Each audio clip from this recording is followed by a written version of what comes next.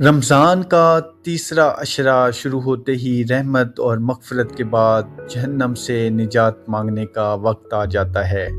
یہی وہ مبارک دن ہیں جن میں لیلۃ القدر بھی آ سکتی ہے، جو 1000 مہینوں سے بہتر رات ہے۔ اس عشرے میں زیادہ سے زیادہ نماز، قرآن کی تلاوت، درود شریف اور استغفار کا اہتمام کریں۔